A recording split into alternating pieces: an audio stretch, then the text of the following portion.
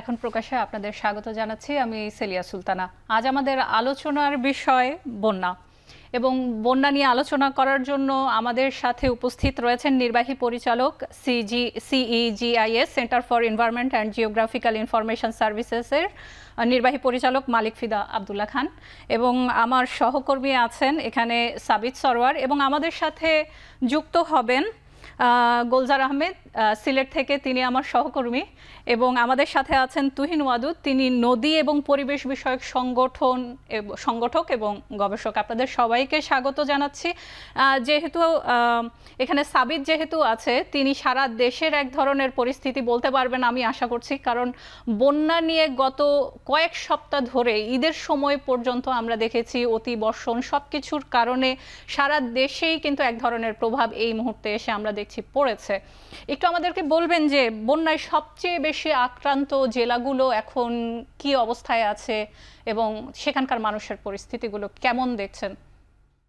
ধন্যবাদ। বন্যা তো প্রত্যেক বছরই ঘুরে ফিরে আমাদের এখানে একটি অভিশাপ এবং কালের মতো হয়ে দাঁড়িয়েছে, এবং সেই বন্যার কথা যখনই বলা হয় তখনই কিন্তু আমাদের ঘুরে ফিরে সামনে চলে আসে সিলেট অঞ্চলের কথা। তো এবছরও কিন্তু বন্যার পরিস্থিতি খুবই খারাপ, এবং আমরা দেখেছি যে এবছর এখন পর্যন্ত 3 বার বন্যা কবলিত হয়েছে সিলেট অঞ্চল।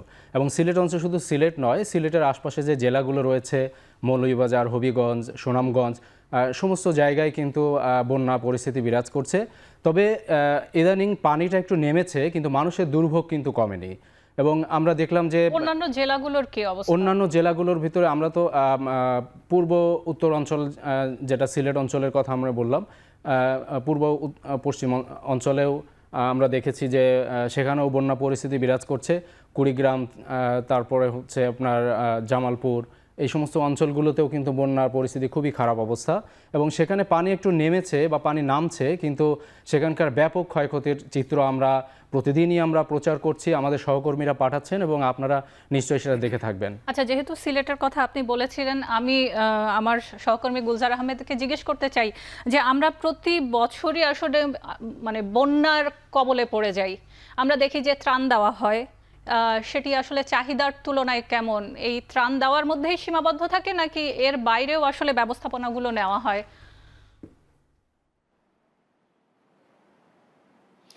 আচ্ছা দেখুন, আসলে যে সাম্প্রতিক সময়ের কথা যদি বলি, বিগত 2022 থেকে 2024 মাত্র 2 বছর, এই 2 বছরের ব্যাখ্যার যদি একটু বিশ্লেষণ করি, সেটা আসলে খুবই ভয়ানক এবং ভয়াবহ।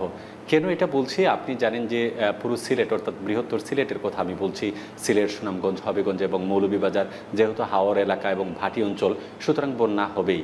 কিন্তু এই বন্যার যে ব্যবস্থাপনার যে পদ্ধতি, সেটি আসলে সেই বাংলাদেশ স্বাধীনতার পরবর্তী সময় থেকে যে পদ্ধতিটি ছিল এখন পর্যন্ত সেটি বহাল আছে।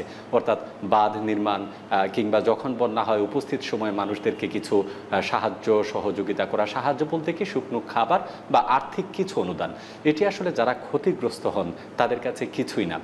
আপনি একটি বিষয় যদিও শুনতে খারাপ লাগবে, বাস্তবতা হচ্ছে যে সিলেটের মানুষ কখনো শুকনা চিড়া বা মুড়ি কিংবা গুড় এগুলো খেয়ে কিন্তু অভ্যস্ত না।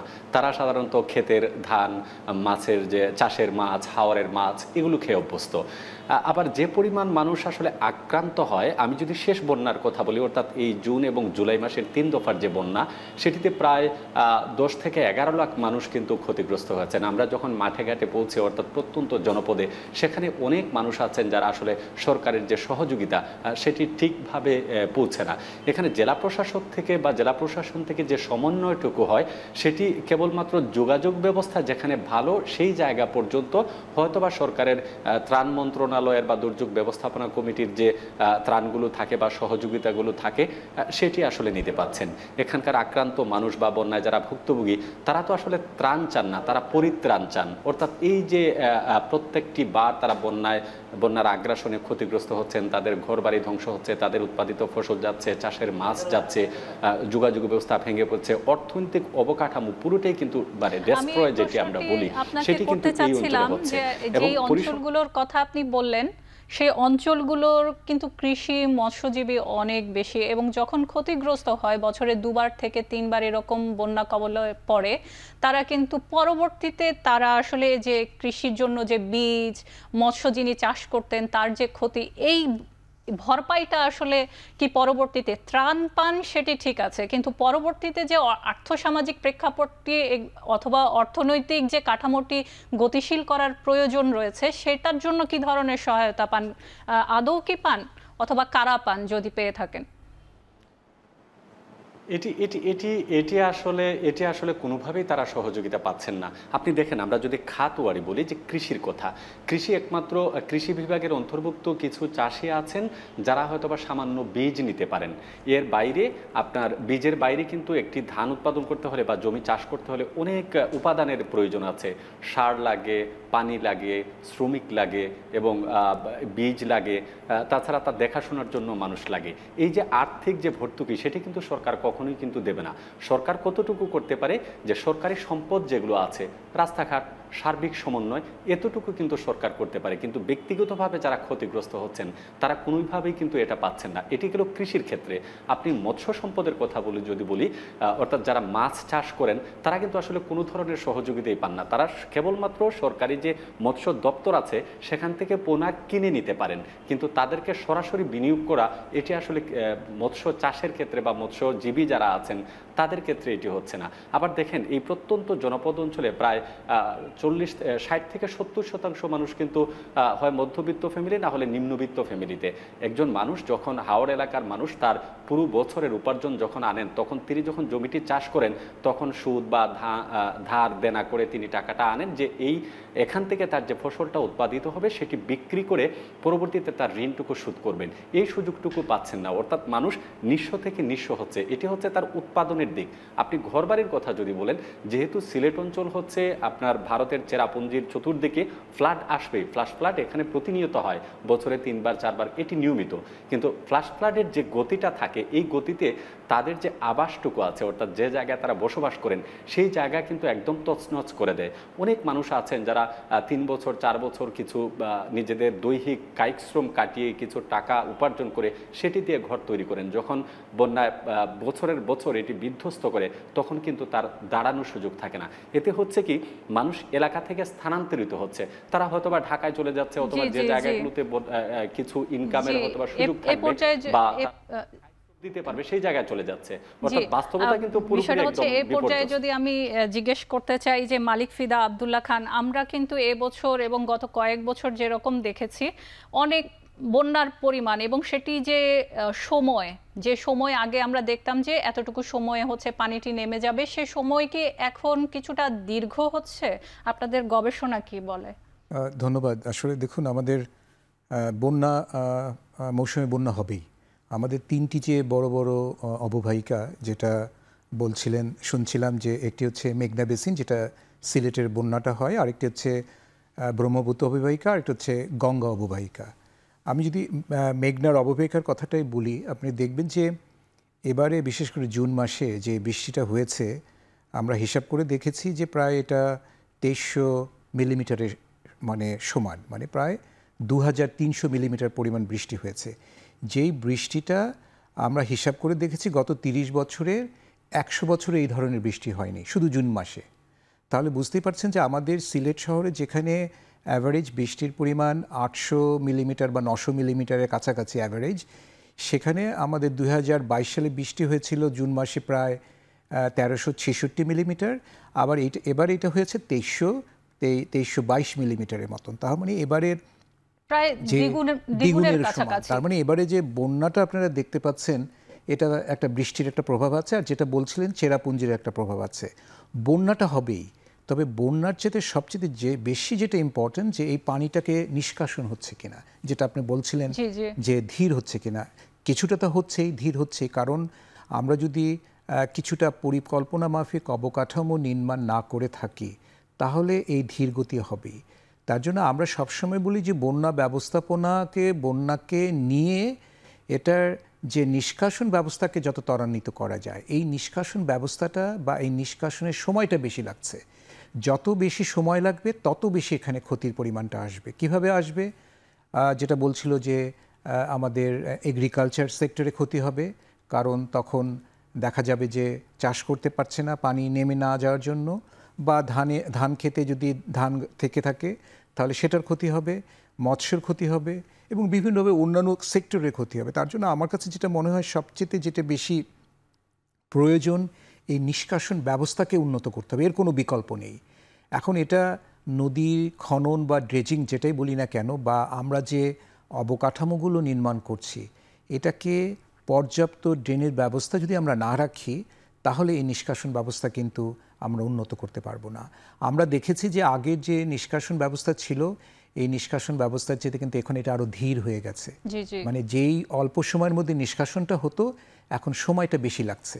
তো যখনই এই সময়টা বেশি লাগছে তখনই ক্ষতির পরিমাণটা বেশি। আমাদের যে বাঁধগুলো আছে, আপনাকে আমি পরে হয়তো এটি জিজ্ঞেস করতাম, কিন্তু এই মুহূর্তেই জিজ্ঞেস করছি, এই যে বাঁধগুলো আছে যে উচ্চতায় আছে, সেটিকে আপনার মনে হয় যে যে অবস্থার মধ্যে দিয়ে আমাদের ক্লাইমেট চেঞ্জ হচ্ছে, সে বাঁধগুলো আসলে এখন যখন করা হয় আরো বেশি উচ্চ হওয়া উচিত, বা এগুলো নিয়ে চিন্তা করা উচিত? দেখুন, আমরা বাঁধগুলো দুভাবে করি। একটা যদি আমরা হাওড় অঞ্চলে বলি, সেখানে আমরা ডুবন্ত বাঁধ করি। ডুবন্ত বাঁধটার উদ্দেশ্যই হচ্ছে যে আমাদের যে বর্ষার আগে যেই বন্যাটা হয়, যেটাকে আমরা ফ্ল্যাশ ফ্লাড বলি বা প্রি মনসুন ফ্লাড বলি, ওটাকে রক্ষা করা।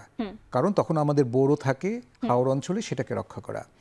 আমরা দেখেছি হিসাব করে যে এই ডুবন্ত বাঁধ যেটা আছে সেটা আমাদের ভালো আছে, ভালো অবস্থা আছে। এর জন্য বলছি যে সেটা হয়তো প্রতি 10 বছর একবার হয়তো এটা টপকিয়ে পানি যেতে পারে, কিন্তু যখনই আপনি এটাকে উচ্চতাকে বাড়াবেন, তো আমাদের হাওড় একটি ইকোসিস্টেমের সবচেয়ে রিচ জায়গা, তখন হাওড়ের ইকোসিস্টেমের উপরে একটা ইম্প্যাক্ট হবে। তো তার জন্য হাওড়ের ইকোসিস্টেম রক্ষা করার জন্য এই ডুবন্ত বাঁধকে আর উঠানো যাবে না, মানে বাড়ানো যাবে না। কিন্তু আমরা যদি বড় বড় নদীগুলো দেখি, যেটা ব্রহ্মপুত্র বা গঙ্গা নদী, এখানের বাঁধগুলোর যে উচ্চতাকে আবার চিন্তা করার বিষয় আছে। কেন আছে? কারণ আমরা এখন অনেক জায়গায় আর অনেক নদীতে আমরা বাঁধ দিয়ে ফেলেছি, এবং আমরা নদীকে অনেক জায়গায় সংকুচিত করে ফেলেছি বিভিন্ন ডেভেলপমেন্টের পার্সপেক্টিভে। তো সেটা যেটা হয়, তখন নদীর যে পানির উচ্চতা বেড়ে যায়, সেখানে এটা হিসাব করার ব্যাপার। নদীর বিষয়ে যেহেতু আমরা এসেছি, আমরা তুহিন ওয়াদুদের কাছে যেতে চাই, কারণ হচ্ছে তিনি নদী নিয়ে গবেষণা করছেন অনেক দিন ধরে এবং তিনি পরিবেশ নিয়েও কাজ করেন। আমরা কথা বলছিলাম যে নদীর বাঁধ নিয়ে, এটি আসলে এখন আরো বেশি উচ্চতায় নিয়ে যাওয়া প্রয়োজন আছে কিনা, কারণ আমরা দেখছি যে আসলে এই বাঁধ যথেষ্ট হচ্ছে না। যেহেতু আমাদের নদীমাতৃক দেশ এবং বন্যার পানি কমার জন্য বা যাওয়ার জন্য, যেহেতু বাংলাদেশের উপর দিয়েই পানিগুলো আসলে প্রবাহিত হয়ে চলে যাবে বঙ্গোপসাগরে, আমাদের নদীগুলোর স্বাস্থ্য কেমন যদি আপনার কাছে জানতে চাই? আচ্ছা, ধন্যবাদ যারা শুনছেন তাদের সবাইকে। আমাদের নদীগুলোর স্বাস্থ্য ভালো না, যদি বলি যে একটা নদীরও স্বাস্থ্য ভালো নয়। এবং যেহেতু বন্যাকে যুক্ত করে কথা বলা হচ্ছে, ফলে আমি এখানকার বন্যা এবং নদী ব্যবস্থাপনা দুটোকে একসাথে করে বলতে চাই। বাংলাদেশে যে পানি উজান থেকে আসে, তার সবচেয়ে সিংহভাগ পানি আসে কুড়িগ্রাম দিয়ে। কুড়িগ্রামে ধরুন যে কয়েকটা নদীর কথা বলি, এগুলো খুব বড় বড় নদী। ধরুন ব্রহ্মপুত্র, তিস্তা, ধরলা, গঙ্গাধর, গদাধর, কালজানি, এগুলো অনেক বড় বড় নদী। এই নদী দিয়ে পানিগুলো যখন বাংলাদেশে প্রবেশ করে, তখন কুড়িগ্রামে প্রায় 35 কিলোমিটার প্রস্থে পানি প্রবাহিত হয়। অর্থাৎ তিস্তা, ব্রহ্মপুত্র, ধরলা সব নদীকে যদি একসাথে করি, তাহলে একটা কল্পনা করুন যে একটা জেলার ভেতর দিয়ে 35 কিলোমিটার প্রস্থে পানি প্রবাহিত হচ্ছে। এটি কিন্তু হওয়ার কথা ছিল না, 35 কিলোমিটার হওয়ার কথা ছিল না। আমি তিস্তার কথা বলি, কোথাও কোথাও তিস্তা 10 থেকে 12 কিলোমিটার হয়েছে প্রস্থ।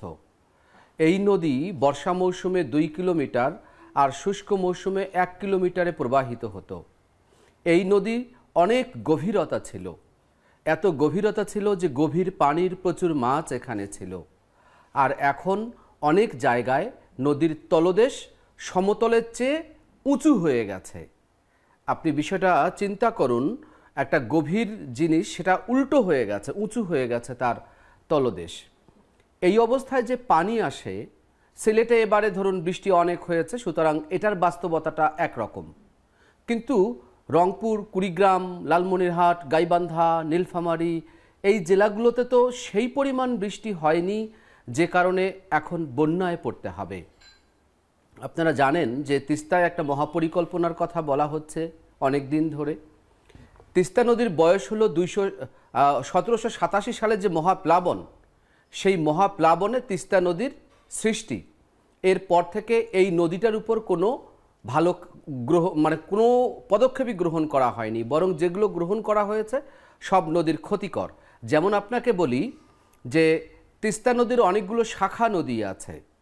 ঘাঘট একটা বড় শাখা নদী, প্রচুর পানি বহন করত, ঘাঘটের মুখ বন্ধ করে দেওয়া হয়েছে।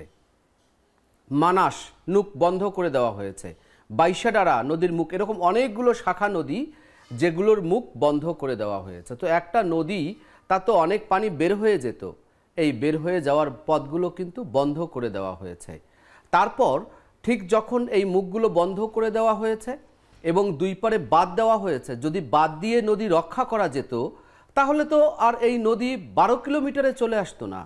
তাহলে তো বাঁধ দিয়েই নদীটাকে, যে বাঁধ দেওয়া হয় সে বাঁধগুলো দুর্বল, যেখানে যেখানে স্লুইস গেট দেওয়া হয় সেগুলো কোনো কার্যকর নয় এবং এই বাঁধ ভেঙে চলে আসে। ফলে এখন যেটা দাঁড়িয়েছে, নদীর চরিত্র, নদীর বৈশিষ্ট্য এক এক নদীর এক এক রকম। ব্রহ্মপুত্রে সারা বছর পানি থাকে, কিন্তু তারপরও কিন্তু ওখানে যে বাস্তবতা, বাংলাদেশে ব্রহ্মপুত্র নদী প্রবেশ করেছে বড় বড় 6টা চ্যানেল দিয়ে, ফলে এই নদীর বাস্তবতাটা কিন্তু আলাদা। বাংলাদেশে উজান থেকে যে পানি আসে তার 60% অর্থাৎ 60 থেকে 70% পানি আসে ব্রহ্মপুত্র দিয়ে। কিন্তু আমাদের কি হয়েছে, দীর্ঘদিন পলি পড়েছে, দীর্ঘদিন আমরা এই নদীর কোনো দিনই কোনো পরিচর্যা করি নাই। ফলে কি হয়েছে যে এর গভীরতাটা হারিয়ে গেছে। আমাদের অনেক নদী যেগুলোর গভীরতা হারিয়ে গেছে। যদি নদীগুলো অনেক গভীর থাকতো, আমি আসামের একজনের কথা বলি যিনি সারা জীবন জাহাজ চালিয়েছেন এই আসাম থেকে কলকাতা পর্যন্ত। তার সাথে আমি আসামেই কথা বলছিলাম একদিন। তো ওই ভদ্রলোক বলছেন যে 40 বছর আমি জাহাজ চালিয়েছি এই আসাম থেকে কলকাতা। তিনি বলছেন যে এই এত গভীর ছিল এখানে, সারা বছর প্রচুর গভীর ছিল, কিন্তু এখন আর সেই গভীরতা নেই। তার মানে হচ্ছে যে আমরা যেহেতু নদীগুলোকে তার মতো করে চলতে দেইনি, আবার নদীগুলোর বিজ্ঞানসম্মতভাবে কোনো পরিচর্যাও করিনি। নদীগুলো কে গভীর করে দিয়েছে? নদী প্রাকৃতিকভাবে গভীর। তো এই প্রাকৃতিকভাবে গভীর নদীগুলোকে যখন আমরা প্রাকৃতিকভাবে থাকতে দেইনি, যখন আমরা সেখানে নানান স্থাপনা, নানান ব্যবস্থাপনা গড়ে তুলেছি, আমাদের উচিত ছিল এই নদীগুলোর বিজ্ঞানসম্মত পরিচর্যা করা। আজকে যে বন্যা হচ্ছে, দেখুন অনেকগুলো বন্যা আছে যে বন্যাগুলো নদীর পানিজনিত নয়। এলজিইডি সেতু বানায়, বক্স কালভার্ট বানায়, উপজেলা প্রকল্প বাস্তবায়ন কর্মকর্তারা কিছু টাকা পায়, তারা কিছু বক্স কালভার্ট বানায়, এমপিদের কিছু টাকা বরাদ্দ থাকে, তারা কিছু বক্স কালভার্ট, কিছু ছোট ছোট সেতু বানায়। নদীর যে প্রবাহ থাকে সেই প্রবাহের চেয়ে অনেক ছোট করে সেই সেতুগুলো তৈরি করা হয়, পানি নিষ্কাশনের কোনো পথ থাকে না। আমি একটা উদাহরণ বলি, কুড়িগ্রামের রাজারহাটে চাকিরপশা বলে একটা নদী আছে, তার উপর দিয়ে আড়াআড়ি সড়ক করেছে এলজিইডি, যেখানে কোনো ব্রিজই নেই। পানি আসলে কিভাবে যাবে, এটি অবশ্যই একটি বড় প্রশ্ন। তুহিন ওয়াদুদ, আমরা আবারও ফিরে আসব একটি ছোট্ট বিরতি নিয়ে। আমরা আবারও ফিরে আসছি বন্যা নিয়ে বিস্তারিত আলোচনায়।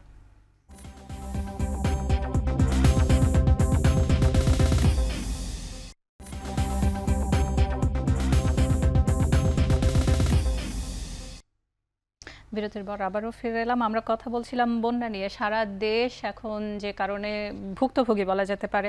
আমি এই পর্যায়ে তুহিন ওয়াদুদের সাথে কথা বলছিলাম।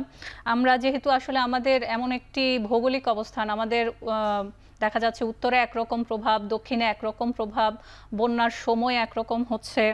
আমি একটু আমার সহকর্মী গুলজার আহমেদকে জিজ্ঞেস করতে চাই, আমরা কিন্তু বাঁধ নিয়ে কথা বলছি, নদী ব্যবস্থাপনার কথা কিন্তু বললেন তুহিন ওয়াদুদ। সেক্ষেত্রে হচ্ছে নদী যে খনন করা হয়, নদীর যে ব্যবস্থাপনা করা হয়, সেগুলো আসলে কতটা টেকসই? এটার পিছনে তো আমরা প্রতি বছর বাজেট বরাদ্দ রাখি, সেগুলো আসলে কতটা মানুষের এই কাজে লাগছে? বাঁধ তো আসলে কাজে যেন মানুষের লাগে, ক্ষয়ক্ষতি যেন কম হয়, এই বিষয়গুলো নিশ্চিত করার জন্য একটু বলবেন। আচ্ছা দেখুন, আপনি শুরুতেই বলছেন যে বন্যার যে শ্রেণী বিভাগ, অর্থাৎ এক এক অঞ্চলে বন্যা এক এক রকম, কিন্তু যখন প্রকল্পগুলো নেওয়া হয় শুধুমাত্র নদী কেন্দ্রিক কিংবা বাঁধ কেন্দ্রিক প্রকল্প ছাড়া যুগোপযোগী সিদ্ধান্ত, যেটি বিশ্লেষক বা গবেষক যারা আছেন বারবার বলছেন যে বিজ্ঞানের সাথে জ্ঞান এবং প্রযুক্তির যে ব্যবহার, এটি কিন্তু বাড়াতে হবে। অর্থাৎ যে এলাকায় যে ধরনের সমস্যা সেটিই তৈরি করতে হবে। এটি কিন্তু বাস্তবিক প্রেক্ষাপটে কিন্তু সেটি হচ্ছে না। আমি যদি উদাহরণ দিয়ে বলি, সর্বশেষ যে ভয়াবহ বন্যা হলো 2022 সালে, তারপরেই কিন্তু সিলেটে প্রায় 243 কোটি টাকার একটি প্রকল্প নেওয়া হচ্ছিল সুরমা নদী খননের জন্য। যেহেতু ভারতের বরাক থেকে সুরমা কুশিয়ারা একদম সংযুক্ত এবং এই পানিটি এদিকেই যাবে, সুতরাং যে 25 কিলোমিটার জায়গা খননের দেওয়া হয়েছিল, সেখানে 8 থেকে 10 কিলোমিটার জায়গা খনন হয়েছে, বাকিটা তারা করতে পারেনি। পানি উন্নয়ন বোর্ড যেহেতু এটা তদারকি করে, তারা বলছিল যে এখানে এত পরিমাণ পলিথিন আছে বা এত পরিমাণ পলি জমেছে, যেটি তারা আসলে অপসারণ করাটা সম্ভব নয়। তাহলে যখন প্রকল্পটা নেওয়া হলো, তাহলে কেন এই বিষয়গুলো মাথায় নেওয়া হলো না, বা তাদের যে প্রকল্পের আওতাধীন যে এই সকল কাজ করা লাগবে সেটি হচ্ছে না? এক্ষেত্রে সিলেটের শাহজালাল বিজ্ঞান ও প্রযুক্তি বিশ্ববিদ্যালয়ের যারা গবেষক আছেন তারা বলছিলেন, যে পরিবেশ ও পুরকৌশল বিভাগের অধ্যাপক, তারা বলছিলেন যে কোনো প্রকল্প নেওয়ার আগে ফিজিবিলিটি স্টাডি যেটি আছে, অর্থাৎ বাস্তবিক প্রেক্ষাপটে স্থানীয় বা রুরাল এরিয়ার যে সকল প্রান্তিক জনপদ আছেন তাদের সাথে কথা বলতে হবে এবং সমস্যাগুলো চিহ্নিত করতে হবে, তারপরে হচ্ছে সমাধানের কাজ। কিন্তু এই যে 2022 সালের ভয়াবহ বন্যার পর বলা হয়েছিল সিলেটকে বন্যামুক্ত করার জন্য এই প্রকল্প নেওয়া হয়েছে, তার বাস্তবিক প্রমাণ হচ্ছে এই 2024 সালের পরপর 3টি বন্যা, অর্থাৎ কোনো ধরনের প্ল্যানিংই কিন্তু কাজে লাগেনি। এক্ষেত্রে যেটি বলা হচ্ছে যে আসলে অঞ্চল ভিত্তিক চিন্তা ভাবনা দরকার। এ পর্যায়ে যদি আমি জিজ্ঞেস করতে চাই মালিক ফিদা আব্দুল্লাহ খানের কাছে, আপনি শুনলেন আমাদের এক এক জায়গায় ভৌগোলিক অবস্থানের কারণেই কিন্তু বন্যার পরিস্থিতি এক এক রকম, এক এক সময়ে হচ্ছে, সব কিছু মিলে আমরা এই পূর্বাভাসগুলো প্রতি বছরই হয়, আমরা এই পূর্বাভাসগুলো পেতে অথবা কেন আসলে আমরা বলি যে পূর্বাভাস হলে হচ্ছে আমি আগে থেকে কিছু ব্যবস্থাপনা নিব, সেই জায়গাগুলোতে আসলে খামতি কোথায়? না দেখুন, আসলে বন্যা ব্যবস্থাপনার যে আধুনিকায়ন যে বাংলাদেশে হচ্ছে না, এটা ঠিক নয়, হচ্ছে। আমরা কিন্তু বিভিন্নভাবে বন্যার যে প্রকৃতি, এগুলোকে দেখেই কিন্তু বিভিন্নভাবে ডিজাইনগুলো করা হয়ে থাকে। যেমন ধরেন আমাদের কোস্টাল এরিয়ায় যে বন্যাটা, সেটা হচ্ছে কি আমরা বলি টাইডাল ফ্লাডিং, সেটা আমরা বৃষ্টিজনিত কোনো বন্যা নয়, তো সেটা মূলত টাইডাল আর আমাদের স্টর্ম সার্জের জন্য। আবার আমরা যদি সিলেট অঞ্চলে আছি, সেখানে দেখবেন যে আমাদের বৃষ্টিজনিত বন্যা হচ্ছে, আর আবার অন্যান্য অঞ্চলে আমাদের নর্থ সেন্ট্রাল বা নর্থ ওয়েস্ট রিজনে এই বন্যাগুলো হচ্ছে আমাদের রিভার থেকে।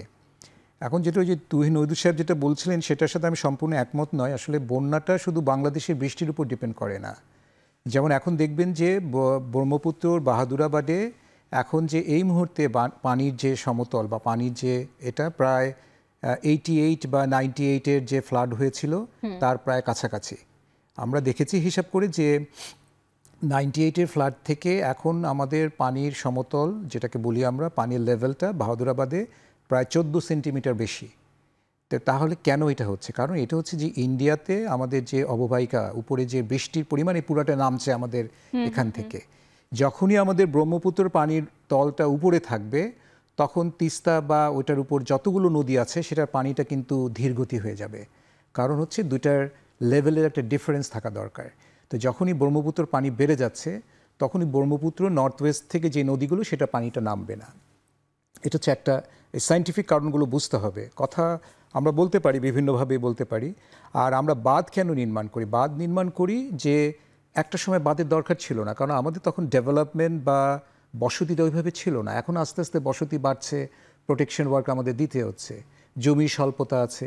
তো বাঁধগুলো নির্মাণ করা হয়েছে, কিন্তু বাঁধগুলো যেটা সবচেয়ে বেশি দরকার, যেটা এটাকে পর্যবেক্ষণ করা দরকার। কারণ বাঁধগুলো অনেক জায়গায় উইক হয়ে যায়, সেটা বিভিন্ন কারণে হতে পারে।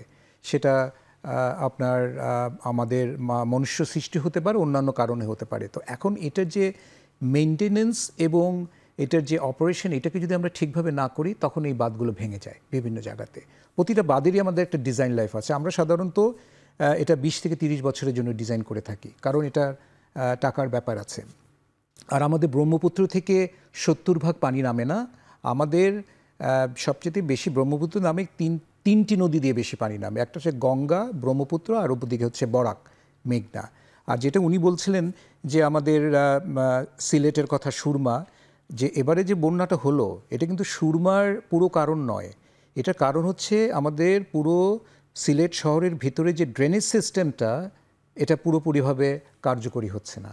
অ্যাট দ্য সেম টাইম এবারের 100 বছরে তো বলা যেতে পারে এই যে বাঁধ নিয়ে আপনি যেটি বললেন যে এর আগে যখন কথা বলছিলাম যে বাঁধের উচ্চতা এখন প্রয়োজন, আবার এই যে সিলেটের যে ড্রেনেজ সিস্টেম, এগুলো তো ড্রেনেজ সিস্টেমের যে সমস্যা সেগুলো তো আসলে আমাদের নিজেদের এক ধরনের পরিকল্পনা। ড্রেনেজ আর বাঁধ দুটো আলাদা জিনিস। ড্রেনেজটা হচ্ছে যে আমাদের খালগুলো যে আছে সেগুলো সামহাও সংকুচিত হয়ে গেছে, কিছু কিছু জায়গায় দখল হয়ে গেছে, কিছু কিছু জায়গায় মরে গেছে। এখন এগুলোকে এই যে 100 বছরের পরিমাণ যে একটা বৃষ্টি হলো, এইটাকে মাথায় রেখে ডিজাইন করতে হবে। এখন এগুলোকে যদি ওটা মাথায় না রেখে আমরা ডিজাইন না করি, তাহলে আপনার এই সিলেট শহরের জলাবদ্ধতা আপনি দূর করতে পারবেন না। 88 এবং 98 এ কথাটা বলবো আপনাদেরকে, কারণ 88 এবং 98 যেটা, এটা সায়েন্টিফিক রিজন বুঝতে হবে। কথা বললে আমরা অনেক কিছু বলতে পারি। এই দুটো ফ্লাড যে হয়েছিল, যেটাকে আমরা মেগা ফ্লাড বলি, কেন হয়েছিল আমরা তো গবেষণা করছি। দুটো হয়েছিল কারণ হচ্ছে দুইটারই পিক একই সময় এসেছিল।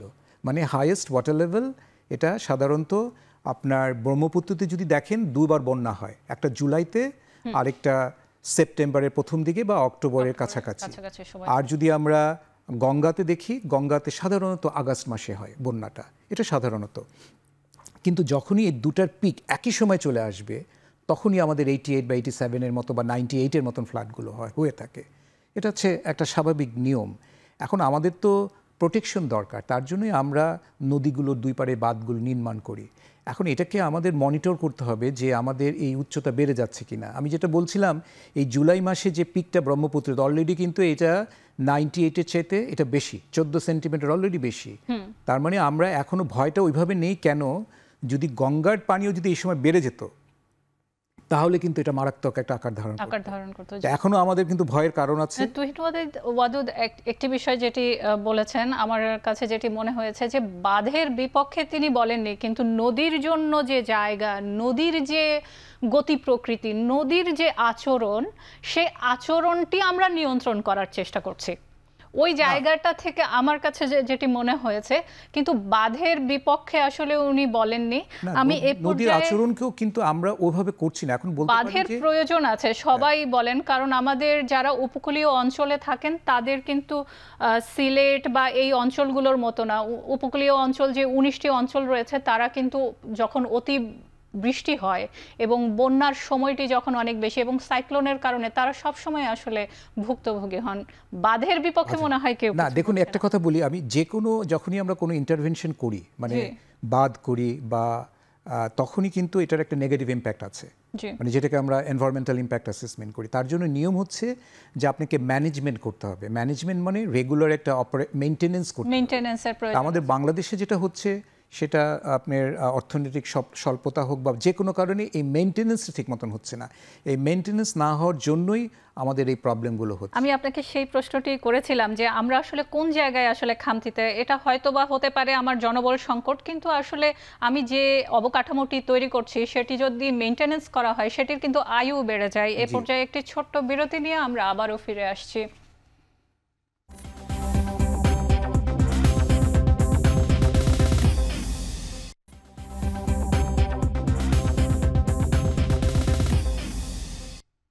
বিরতির পর আবারও ফিরে এলাম। আমরা কথা বলছিলাম এই মুহূর্তে যে বন্যা চলছে, সারা দেশের মানুষ যেটি নিয়ে খুবই চিন্তিত এবং ঈদের দিনও চিন্তা করতে হয়েছে, অতি বৃষ্টি হয়েছিল। তো সে বিষয় নিয়ে প্রথমেই আমি তুহিন ওয়াদুদের কাছে জিজ্ঞেস করতে চাই, আপনার সাথে কথা হচ্ছিল নদীগুলোর অবস্থা নিয়ে, উত্তরের দিকে যে নদীগুলো রয়েছে, নদীগুলো যদি এরকম মৃতপ্রায় হয়ে যায়, সেক্ষেত্রে প্রাকৃতিক দুর্যোগ ঠেকানোর সক্ষমতা আমাদের আসলে কতটুকু এই মুহূর্তে আছে, বা এই নদীগুলোর আছে কিনা, নাকি এগুলো আসলে আমাদের জন্য বোঝা হয়ে দাঁড়াচ্ছে? আচ্ছা, ধন্যবাদ। খুবই গুরুত্বপূর্ণ একটা বিষয় তুলেছেন। তার আগে একটু আমি ফিদা ভাইয়ের একটা কথা নিয়ে বলি। ফিদা ভাই যে কথা বলছেন যে আমার সঙ্গে দ্বিমত করছেন, আমি আসলে ওই জায়গায় দ্বিমত করার কোনো কথা বলি নাই। কারণ হচ্ছে আমি বলছি যে সিলেটের বন্যাটা বৃষ্টিতে হয়েছে, এখানকার বন্যাটা বৃষ্টিতে নয়। আর একটা হলো যে আমাদের অনেকেই ঢাকায় বসে বসে কাগজ দেখে দেখে তথ্য দেন, সেখানকার সঙ্গে আমাদের বাস্তবতার অনেক পার্থক্য হয়। যেমন ধরুন, তিস্তায় এখন যে পানি জমে আছে, এই পানি ধরুন যে আপনার চোখে দেখলে মনে হবে প্রবল স্রোত, 30-40 বছর আগেও ছিল প্রবল স্রোত, গভীরতা ছিল, আসলে হাঁটু পানির চেয়ে বেশি পানি নয়। তাহলে তলদেশ ভরাট হওয়ার পর 60-এর দশকে 70-এর দশকের পানি মাপার যন্ত্র দিয়ে আপনি যদি উপরের অংশটুকু মাপেন আর তলা থেকে ভরাট হয়ে যায়, তাহলে বোধহয় এই হিসেব নিকেশ করাটা কোনো কাজের হবে না। আমরা অধিকাংশ ক্ষেত্রেই এই হিসেব নিকেশটাই করতে দেখি। আর একটা কথা বলি, আপনি খুবই গুরুত্বপূর্ণ কথা বলেছেন, আমাদের নদীগুলো মৃতপ্রায়। আমাদের যে নদীগুলো আছে, এই নদীগুলোই তো মানুষ জানে না। আমাদের পানি উন্নয়ন বোর্ড বলে 405টা নদী, আমাদের জাতীয় নদী রক্ষা কমিশন বলে 1000 নদী, এরকম কিছু নদী। CGIS কিছুদিন আগে রংপুরে এসেছিল একটা কাজ নিয়ে, তারা দেখলাম অনেকগুলো নদী বাদ দিয়েছে, প্রচুর ভুলভাল তথ্যে ভরা। তো এই যে নদীকে না চেনা, নদীকে না জানা, নদীকে না বুঝে কথা বলা, এর ভেতর দিয়ে আমরা নদীগুলো সর্বনাশ করেছি। পানি উন্নয়ন, আমি ধরে ধরে বলি, পানি উন্নয়ন বোর্ড নদীগুলোকে মেরে ফেলেছে একদম মুখ বন্ধ করে দিয়ে। LGED নদীগুলোকে মেরে ফেলেছে ছোট ছোট সেতু করে। আমাদের বরেন্দ্র উন্নয়ন কর্তৃপক্ষ নদী মেরেছে নদীকে খাল বানিয়ে, BADC নদীকে খাল বানায়, আবার LGEDও দেখি নদীর ভিতরে পুকুর বানায়, মৎস্য অধিদপ্তর থেকে তারা নদীর ভিতরে পুকুর বানায়। তারপর ধরুন যে জেলা প্রশাসকগণ নদীর লিজ দেয়, আমাদের ভারত থেকে নদীর পানি প্রত্যাহার করছে, চাওয়ার ক্ষেত্রে আমাদের খুবই দুর্বলতা। আগে ছিল তিস্তার পানি, এখন ধল্লার পানিও নিচ্ছে, এগুলো নিয়ে কোনো কথা নেই। ফলে এই যে নদীর চরম সর্বনাশ করবার সমস্ত আয়োজন করে আমরা বসে আছি, আর আমরা মুখে মুখে দুর্যোগ এলে এই ছোট্ট ছোট্ট প্যাকেটে করে চালের বস্তা আর শুকনো খাবারের বস্তা নিয়ে যাই, এটা তো কৃত্রিম সংকট, এর মনুষ্য সৃষ্ট। বন্যা হবে, বন্যা তো হবেই, বন্যা তো আশীর্বাদ। এই বদ্বীপে বন্যা হবে না, এ তো অকল্পনীয় ব্যাপার। কিন্তু আমরা সবাই মিলে এই নদীর সর্বনাশ করেছি। দেবেশ রায় পদ্মাপুরাণ উপন্যাসে বলেছেন যে মানুষ যদি নদীর কথা ভুলে সড়কে উঠে যায়, তখন নদী মানুষকে মনে রেখে নদী সড়কে উঠে আসে। অর্থাৎ আমরা যদি নদীর পরিচর্যা না করি, নদীকে যদি আমরা বাঁচিয়ে না রাখি, তাহলে নদী আমাদের ঘরে উঠে আসবে, সড়কে উঠে আসবে। এটাই হচ্ছে স্বাভাবিক বাস্তবতা। আমার মনে হয় যে আমাদের এখন উচিত নদী ধরে ধরে আমাদের এই নদীগুলোকে রক্ষা করা। সবার আগে এখন রক্ষা করা প্রয়োজন হয়ে পড়েছে তিস্তা নদীকে। তিস্তা নদী দুই পারে প্রতি বছর যে ক্ষতি হয়, এই ক্ষতির পরিমাণ 1 লাখ কোটি টাকা। 1 লাখ কোটি টাকা একটা নদীর দুই পারে ক্ষতি। তাহলে এই নদীর পানি তো প্রত্যাহার করে। এখন কি হয়, শুষ্ক মৌসুমে নদীর তলদেশে চাষাবাদ হয়, বড় বড় মেশিন চলে। তারপর কি হয়, বাদামের সময় বাদাম নিয়ে বাকি সবটুকু ওখানে ফেলে আসা হয়, ভুট্টার সময় ভুট্টার অংশটুকু কেটে রেখে আসা হয়, তারপর ধরুন যে আলুর সময় আলুটা নিয়ে উপরের অংশটা রেখে আসা হয়, ধানের ক্ষেত্রেও তাই। তাহলে এই সব কিছু তো নিচে থেকে যায়, তাহলে কি নদীর তলদেশের স্বাভাবিক যে বৈশিষ্ট্য সেটা কি থাকলো? সেটা থাকলো না। তাহলে বিষয়টা দাঁড়াচ্ছে এই যে আসলে আমরা নদীর সর্বনাশ করছি। এই নদী তো 1787 সালে মহাপ্লাবনে তিস্তা নদী তৈরি হয়েছে। আজ অবধি এই নদীর বিজ্ঞানসম্মতভাবে রক্ষণাবেক্ষণের কোনো কার্যক্রম হাতে নেওয়া হয়নি। আপনি যদি আমাদেরকে আমরা এই জন্য মনে করি দুর্যোগ ঠেকানোর সক্ষমতার বিষয়ে একটু বলেন, কারণ আমরা নদী নিয়ে আরেকদিন হয়তো বড় আলোচনা করব, বন্যার সাথে এটি খুবই জড়িত। কিন্তু এই যে সক্ষমতা যদি ওই তিস্তা এবং এই যে নদীগুলো যেগুলো আছে সেগুলো যদি হারায়, গঙ্গা, পদ্মা, সেক্ষেত্রে তো আমরা নিচের যে উপকূলীয় অঞ্চলগুলো তাদের আসলে ভবিষ্যৎ কি হতে পারে? যেহেতু আপনি গবেষণা করেন এবং পরিবেশ নিয়ে সংগঠনগুলো আছে আপনার। আমরা যেহেতু ধরুন আমি সাহিত্যে লেখাপড়া করেছি, আর আমরা নদী সংগঠক, নদী বিজ্ঞান আর প্রযুক্তিটা আমাদের পক্ষে বোঝাটা কঠিন। তারপরও বলি, নদী পাড়ের মানুষ বলে যে শুষ্ক মৌসুমে এখন যে রাতের বেলা কোনো দিন ঘন কুয়াশা দেখা দেয়, এটা আগে কোনো দিন ছিল না। আমরা বলে আসছি সরকারি বেসরকারি যেভাবেই হোক এই গবেষণাটা হওয়া দরকার যে শুষ্ক মৌসুমে ঘন কুয়াশার সঙ্গে নদীর কোনো সম্পর্ক আছে কিনা। আমরা বলছি যে উজানে যখন পানি থাকে না, এই পানি তো সমুদ্র পর্যন্ত চলে যায়, সমুদ্রে গিয়ে লোনা পানিকে ঠেকিয়ে রাখে, তাহলে এখানে যখন পানি থাকে না তখন তো লোনা পানি উপরে উঠে আসে। মানে এই নদীকে নিয়ে এখন হচ্ছে 12 মাসের সংকট। বর্ষা মৌসুমে যে অবস্থা, এই সংকট দূরীকরণে তো কোনো পদক্ষেপ দেখি না। এমনকি প্রাকৃতিক যে দুর্যোগ, আমি আপনাকে বলি কুড়িগ্রাম, লালমনিরহাট, নীলফামারী, গাইবান্ধা এসবের কিন্তু, এমনকি রংপুরেরও কিছু কিছু জায়গা পানির নিচে ডুবে আছে।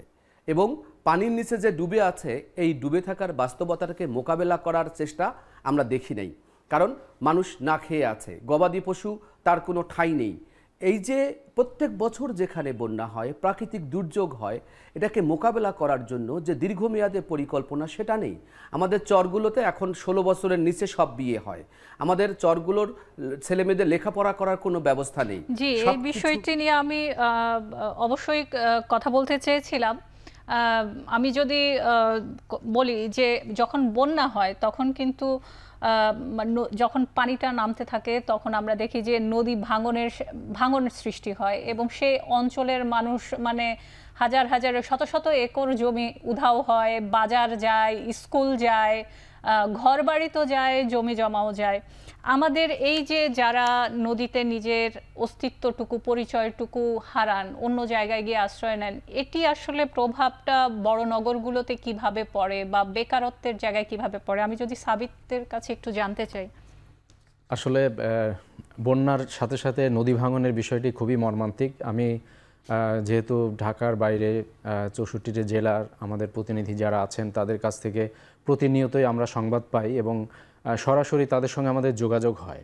তো সেই ক্ষেত্রে মানে সবথেকে বেশি কষ্টদায়ক এটি যে একটা মানুষ তো ধরেন যারা নদী ভাঙনের শিকার হন, মানুষ তো জীবনে একবারই বাড়ি বানাতে পারেন, হয়তো বাবার রেখে যাওয়া বাড়ি সন্তানরা সেটিকে রক্ষণাবেক্ষণ করেন, তারপরও একটি পর্যায়ে এসে যদি তিনি সামর্থ্যবান হন তাহলে তিনিও একটি বাড়ি তৈরি করেন।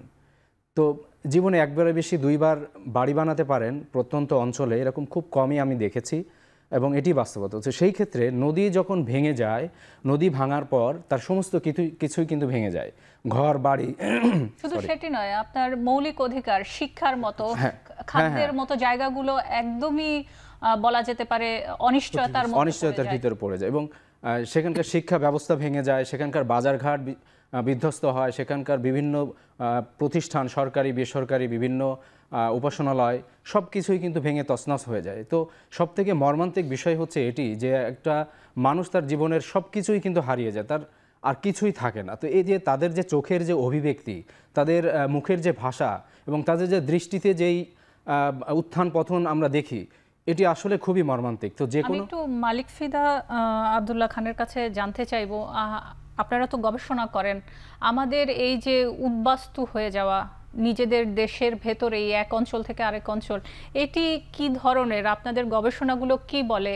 এক অঞ্চল থেকে আরেক অঞ্চলের শুধুমাত্র এই যে বন্যা, তারপর হচ্ছে যেগুলো যারা ঘর বাড়ি হারান, ভূমিধস, সব কিছু মিলে আসলে কত মানুষ এক জায়গা থেকে আরেক জায়গায় চলে যেতে বাধ্য? দেখুন, আপনি যেমনটা বলছিলেন যে বন্যার পরে যখনই পানিটা নেমে যায় তখনই ভাঙনটা শুরু হয়। জি, তো আমরা দেখেছি যে সায়েন্টিফিকভাবে যেটা বলা হয় যে দ্রুত যদি পানি নামে তাহলে ভাঙনের পরিমাণটা তীব্রতা হয়, মানে খুব দ্রুত যদি নেমে যেতে, আর যদি খুব স্লোলি পানিটা নামে তা ভাঙনের পরিমাণটা সাধারণত কম হয়। 90 দশকে আপনার যমুনা এবং গঙ্গা এবং পদ্মা, এই বড় বড় 3টি নদীতে যেখানে বছরে ভাঙন হতো প্রায় 9,500 হেক্টর, 90 দশকে খুবই খারাপ অবস্থা ছিল। সেটা কিন্তু দুটি কারণে আমি বলবো, যে একটি হচ্ছে প্রাকৃতিকগত কারণ, আরেকটি হচ্ছে পানি উন্নয়ন বোর্ডের বিভিন্ন ব্যবস্থাপনার জন্য এই ভাঙনের পরিমাণটা কিন্তু এখন 3,000 হেক্টরে কোঠায় নেমে এসছে। তার মানে আমাদের ব্যবস্থাপনা যে কিছু হয়নি তা কিন্তু নয়, হয়েছে। তা এখন আমাদের নদীর যে গঠন প্রণালী, আমরা যেটাকে বলি যে মানে মাটি দিয়ে যেভাবে তৈরি, এটা এতই ভঙ্গুর যে যখনই পানিটা নেমে যায় তখনই ভাঙনটা শুরু হয়। আপনি বাস্তুহারার কথাটা বলছিলেন, আমরা তখন দেখেছিলাম যে 90 দশকে যে প্রতি বছর প্রায় 50,000 লোক হোমলেস এবং ল্যান্ডলেস, মানে যেটাকে আমরা বলি যে একদম ল্যান্ডলেস হয়ে যায়, মানে আমাদের রিভার ব্যাঙ্ক ইরোশন এমন একটি ডিজাস্টার যে সত্যিকারভাবে মানুষকে পার্মানেন্টলি ডিসপ্লেস করে। অন্যান্য জায়গাগুলো সাধারণত টেম্পোরারি আমরা বলি, যেমন বন্যা হলে কোথাও টেম্পোরারি সেটেল নিয়ে আবার আগের জায়গায় ফেরত আসলো। কিন্তু আমরা এখন রিসেন্টলি দেখেছি যে এই 50,000টা কমে প্রায় 25 থেকে 30,000-এর কোঠায় নেমে এসছে এই বড় বড় 3টি নদীতে। এখন আমাদের এই যে বন্যার পূর্বাভাস দিয়ে আমাদের কাজটা কি করছে, আমরা যেটা করছি যে আমরা লোকাল গভর্নমেন্ট ইনস্টিটিউটগুলোকে বলছি যে তোমরা এখানে যে স্থাপনাগুলো আছে যেগুলো সরানো সম্ভব এটাকে সরিয়ে নিতে পারো। আর পানি উন্নয়ন বোর্ড কীভাবে উপকৃত হচ্ছে, তারা যেই জায়গাগুলোতে প্রোটেকশন দরকার, যে আমাদের দুটো জিনিস কিন্তু মনে রাখবেন, একটা নদীর পাড়ে দুটো জিনিস হয়, একটা হচ্ছে বাঁধ যেটাকে আমরা করি বন্যাকে প্রতিরোধ করার জন্য, আরেকটা হচ্ছে ব্যাঙ্ক প্রোটেকশন, সেটা করি আমরা ইরোশনকে কন্ট্রোল করার জন্য। তো সেই জায়গাগুলো ইরোশন করা হচ্ছে। একদম যে এটার কোনো উপকার পাইনি ব্যাপারটা কিন্তু তা নয়। আমরা 50,000 থেকে 25 থেকে 30,000-এ নেমিয়ে নিয়ে এসেছি। আর যেখানে 9,500 ছিল আমরা এবছরও ভাঙনের পূর্বাভাস দিয়েছি, এটা প্রায় 3,000 বা 3100 হেক্টর পার ইয়ার 3টা নদীতে এবারও আমরা পেয়েছি। এবার আপনারা পূর্বাভাস দিয়েছেন, একদিকে কিছুটা হচ্ছে চিন্তার বিষয়, আরেকদিকে হচ্ছে কিছুটা আশার কথাও রয়েছে। তবে আমরা যেটি বলতে চাই, মানুষ যেন বাস্তুহারা না হন, নিজের পরিচয় না হারান। একটি ছোট্ট বিরতি নিয়ে আবারও ফিরে আসছি।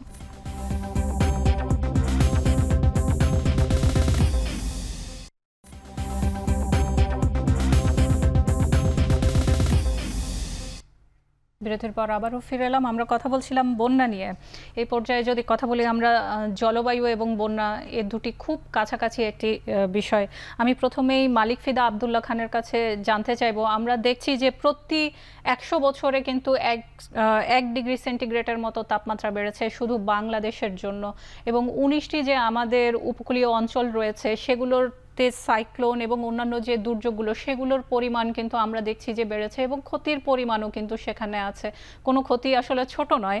সেই জায়গায় এই জায়গাগুলোতে যে লবণের যে অনুপ্রবেশটি ঘটে পানির সাথে, এই জায়গাটিতে কিভাবে আসলে ঝুঁকি এই মুহূর্তে আছে আপনার মনে হয়? দেখুন, জলবায়ু পরিবর্তনের ঝুঁকি তো বাংলাদেশে খুব সাংঘাতিকভাবে বেশি। আমরা দুটিভাবে আমরা যদি একটু দেখি যে জলবায়ু পরিবর্তন যে জিনিসটা হচ্ছে, যে টেম্পারেচার হচ্ছে, আমরা বলি যে টেম্পারেচারটা হচ্ছে ট্রিগার অফ ক্লাইমেট চেঞ্জ, মানে টেম্পারেচার বাড়লে এটা সব কিছুকে ইনফ্লুয়েন্স করে। তো যেটা হচ্ছে টেম্পারেচার বাড়ার জন্য যে বৃষ্টির তারতম্য বা আমাদের অন্যান্য যে আমাদের জলবায়ুর যে উপাদানগুলো আছে সেটার উপর ইম্প্যাক্ট হওয়ার জন্য আমাদের রেইনফলের একটি কনসেন্ট্রেটেডভাবে রেইনফলটা হচ্ছে। তার জন্য কি হবে, আমি যদি আপস্ট্রিমের কথা বলি, যে আমাদের পিক ফ্লোটা বেড়ে যাবে, এবং এটা কিন্তু আমাদেরকে তার জন্য বাঁধের নির্মাণকে নতুনভাবে চিন্তা করতে হবে, সেটা ড্রেজিং হোক বা বাঁধের উচ্চতা বাড়িয়ে হোক। আর আমরা যদি কোস্টাল এরিয়াতে আসি, আমরা একটা গবেষণায় দেখেছি যে আমাদের মানে ক্লাইমেট চেঞ্জের জন্য সি লেভেল রাইজ 3 থেকে 6 মিলিমিটার প্রতি বছর বাড়ছে। তা এখন যদি এই সি লেভেলটা বেড়ে যায় তাহলে যেটা হবে যে উপরের পানিটা ড্রেনেজটা স্লো হয়ে যাবে, তার মানে আমাদের বন্যার যে ধারণটা এটা বেড়ে যাবে, মানে স্থায়িত্বকালটা বেড়ে যাবে। যেটা হয়তো 5 দিন থাকতো সেটা হয়তো 7 দিন হয়ে যাবে। আর কোস্টাল এরিয়া যেটা হচ্ছে, আমরা কিন্তু এর মধ্যে কিছুটা প্রভাব দেখতে পাচ্ছি। মধুমতিতে এর মধ্যে আমরা দেখেছি যে লবণ পানি প্রবেশটা অনেক বেশি। আর সবচেয়ে যেটা মারাত্মক যে আমাদের সারফেস ওয়াটার স্যালাইনিটি, সেটার অনুপ্রবেশটা আমরা দেখেছি যে 2100 সাল নাগাদ বা 2050 সাল নাগাদ যদি 62 সেন্টিমিটার সি লেভেল রাইজ হয় তাহলে প্রায় 50 কিলোমিটার 1 পিপিটি লাইন ঢুকে যেতে পারে। এটা যে ঢুকবেই ব্যাপারটা তা নয়, বা আমরা ক্লাইমেট চেঞ্জে একটা প্রবাবিলিস্টিকভাবে আমরা বলে থাকি। জি, আমি একটু তুহিন ওয়াদুদের কাছে জানতে চাই, ন্যাশনাল অ্যাডাপ্টেশন প্ল্যান হয়েছে আমাদের, সেক্ষেত্রে 2050 সাল নাগাদ আমাদের বলা হচ্ছে 230 বিলিয়ন ইউএসডি প্রয়োজন হবে যদি আমরা জলবায়ু অর্থায়নের জন্য প্রয়োজন হয়, এবং প্রতি বছর যদি 2050 সালে যদি এটি 2% জিডিপির হারে আমাদের ক্ষতি হয়, সেক্ষেত্রে আপনার কাছে কি মনে হয় ন্যাশনাল অ্যাডাপ্টেশন প্ল্যান অন্যান্য যে বড় দেশগুলো আছে যারা আসলে দায়ী এই ক্লাইমেট চেঞ্জের জন্য সবচেয়ে বেশি, এবং আমাদের আসলে কি ধরনের ব্যবস্থাপনাগুলো নেওয়া দরকার? আমাদেরও তো কিছু দায়িত্ব আছে। ভালো বলেছেন, সেটা হচ্ছে আমাদের কিছু দায়িত্ব আছে, এই জায়গা থেকে কিছু কথা বলবার সুযোগ আছে। আর ধরুন যে জলবায়ুর অভিঘাতে বাংলাদেশ যে ক্ষতির মধ্যে কিংবা সংকটের মধ্যে ক্রমশ এগিয়ে যাচ্ছে, ওই জায়গায় কিছু কিছু জায়গায় আমরা খুবই নিরুপায়। বৈশ্বিক বাস্তবতার শিকার আমরা সেখানে। কিন্তু নিজ দেশীয় যেগুলো ব্যবস্থাপনার দরকার আছে, যেমন ফিদা ভাই উপকূলবর্তী এলাকার কথা বললেন, আমরা যদি এদিকের কথা বলি, দেখুন মানে যে পরিমাণ পানি আমরা প্রতি বছর ধান চাষের জন্য উত্তোলন করি, এইটা একটা প্রচুর। আমাদের এখানে কিন্তু আগে যেই স্তরে পানি আমরা টিউবওয়েল থেকে পেতাম, এখন কিন্তু আমরা সেটা পাই না, এখন অনেক গভীরে যেতে হয়। আমাদের আশেপাশে যে নদীগুলোতে 12 মাস পানি থাকতো, এখন সেগুলো মৌসুমী নদী হয়ে পড়েছে। যেগুলো মৌসুমী নদী ছিল সেগুলোকে আমরা মেরে ফেলছি। ফলে এই যে আমাদের কিছু করার আছে যে জায়গায় বলছেন, যেহেতু একেবারে নদীকে ঘিরে জলবায়ু জনিত আলোচনা, আমি বলবো আমাদের নদীগুলোকে বাঁচিয়ে রাখার ক্ষেত্রে আমাদের গুরুত্বপূর্ণ ভূমিকা পালন করতে হবে। সারফেস ওয়াটার দিয়ে কি করে আমরা আমাদের সেচ প্রকল্প চালাতে পারি সেই ব্যবস্থাটা আমাদের করতে হবে। আমাদের ধান চাষে যে পরিমাণ পানি অপচয় হয় সেই অপচয়টাও আমাদের রোধ করতে হবে।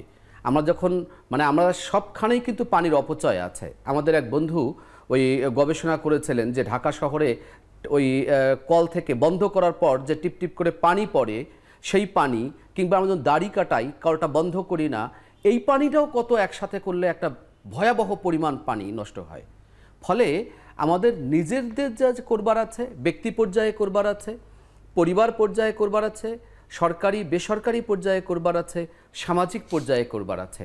আমাদের একটা সচেতনতারও দরকার আছে, একটা দায়িত্বশীলতারও দরকার আছে। ফলে আমরা আমাদের আমাদের এই যে নীতিগত যে সহায়তা, এই জায়গাগুলো যেমন প্রতিটি দপ্তরের আছে, সরকারের নীতিগত সাহায্য এবং অন্যান্য দেশের সাথে যেমন আমরা দেখেছি এবার তিস্তা নিয়ে চুক্তির বিষয়ে কিন্তু আলোচনা হয়েছে এবং এটি হয়তো আমরা অবশ্যই ইতিবাচক ফলাফল আশা করছি। এই মুহূর্তে আজকের মতো এখানেই শেষ করছি।